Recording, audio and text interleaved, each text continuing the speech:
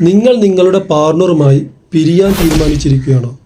നിങ്ങൾ കാരണത്താലാണോ, അതല്ലെങ്കിൽ നിങ്ങളുടെ പാർട്ണർ കാരണത്താലാണോ, അതല്ലെങ്കിൽ മറ്റാരെങ്കിലും കാരണത്താലാണോ ഈ പിരിയുന്നതെന്ന് നല്ല രീതിയിൽ ആലോചിച്ചതിന് ശേഷമാണോ തീരുമാനമെടുത്തത്? പലരും പിരിയുന്നത് ചെറിയ ചെറിയ കാരണങ്ങൾക്കാണ്. പുറമേയുള്ള കാരണത്താലാണ് എങ്കിൽ അത് നമുക്ക് മാറ്റി നിർത്തിയാൽ പരിഹരിക്കാവുന്നതാണ് എങ്കിൽ നിങ്ങൾ വേർപിരിയേണ്ട ആവശ്യമുണ്ട്. നിങ്ങളുടെ കുറ്റങ്ങളും കുറവുകളും നിങ്ങളുടെ പാർട്ണറുടെ പേരിൽ ആരോപിച്ച് നിങ്ങൾ കാരണത്താലാണ് പിരിഞ്ഞത് എങ്കിൽ ഈ പ്രശ്നങ്ങൾ മറ്റൊരു ജീവിതത്തിലേക്ക് കടന്നാലും ഉണ്ടാവില്ലേ? നിങ്ങൾ തന്നെ ആയിരിക്കില്ല അവിടെയും പ്രശ്നമുണ്ടാക്കുക. വേർപിരിയേണ്ട ആവശ്യമുണ്ടോ എന്ന് ചിന്തിക്കുക. നമ്മൾ മാറിയാൽ പോരെ. നിങ്ങളുടെ ഈ വൈവാഹിക ജീവിതം വേർപിരിയുന്നതിലും നിങ്ങൾക്ക് വേണ്ടി സപ്പോർട്ട് ചെയ്യുന്നതിലും ആളുകളൊക്കെ ഉണ്ടാകും. പക്ഷേ അവർക്കൊരു ഘട്ടം കഴിഞ്ഞാൽ ഇതിലെല്ലാം മടുപ്പ് വരും.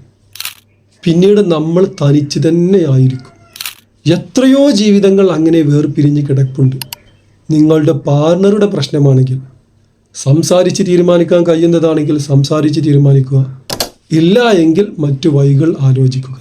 ചില തീരുമാനങ്ങൾ ജീവിതകാലം മുഴുവനും അനുഭവിക്കാനുള്ളതായിരിക്കും. നല്ല രീതിയിൽ ആലോചിച്ചതിന് ശേഷം മാത്രം തീരുമാനമെടുക്കുക.